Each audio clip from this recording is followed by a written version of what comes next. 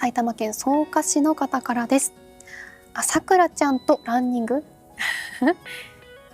元気なさくらちゃんですねもう満開じゃないですか。さくらちゃんとランニング、どちらがさくらちゃんですかね。白い方がさくらちゃんかな。どちらでしょう。こちらも桜リポートには間違いないですね。いや、元気いっぱいですけれども、なんかちょっと寒い感じも伝わってきますよね、この芝生の感じから。朝から元気なリポートもありがとうございました。